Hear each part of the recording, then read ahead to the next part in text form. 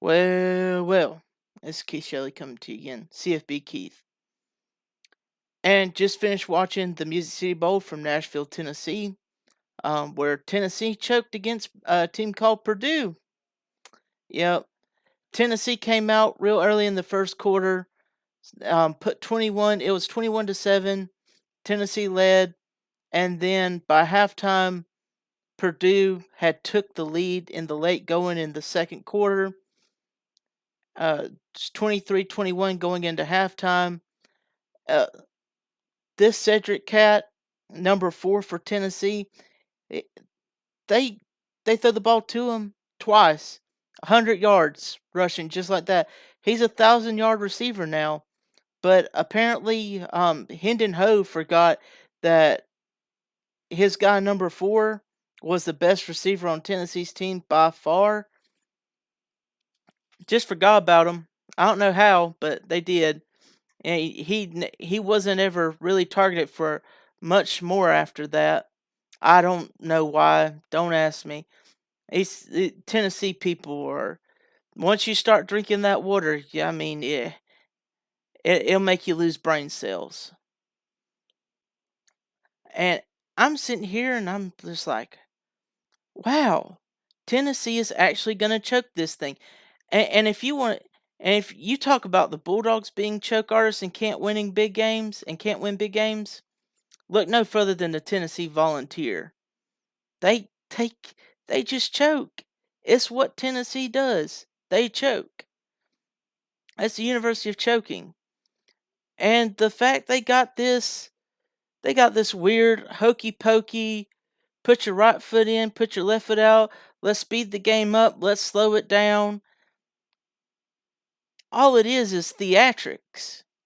It doesn't work. It's pointless. It has its uses, of course, sometimes, but only to catch people off guard.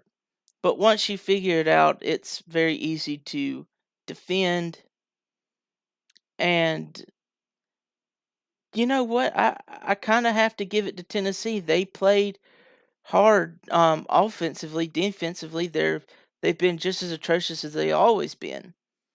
And that's the problem with Tennessee. They have no defense. They can't guard anybody. And it's sad because Hendon Hooker is actually a decent quarterback, and Tennessee's had a real good offense this season. Josh Heupel has done more than I could have ever imagined for Tennessee this season, especially after the nightmare Jeremy Jerome Pruitt put Tennessee in a bad spot, just like oh what's his face did several years back. And I can't remember his name. That's how bad he is. I remember the face though. But yeah, this game, it started going back and forth. And you know what? That's Tennessee's fault. They should have never let this football game to overtime, because as soon as they did let it go to overtime, they choked. Now, I'm on Tennessee side here again. That play, that was that that player crossed the plane to the end zone. He crossed it. It should have been a touchdown. Should have, could have, would have, but didn't. And that's just how it is.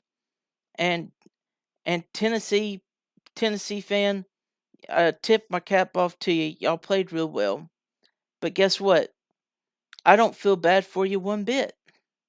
You threw your mustard bottles and your golf balls during the Ole Miss game. You pitched a tantrum. Now it's just coming back to bite you in the ass. That's just how it is. You do stupid things and bad stuff happens to you.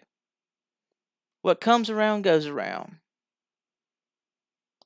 And what came around this time was a big fat L delivered straight to you by Perdue. And you know what? You know what I have to say to all them Voltards who was throwing all them mustard balls and golf balls? This is what I had to say to you. Yeah. And guess what? Volunteer fans that didn't throw mustard balls and golf balls would agree with me on that. Yeah, so it's your own doing, it's your own downfall. Butt chugging Voltards over here getting angry at something rather than accepting the fact that you're not that good of a team. You're mediocre at best. Hey, that's an improvement though. Josh Heupel has made an improvement. Anyway, I'll talk to you guys again. Y'all have a good night and go dog.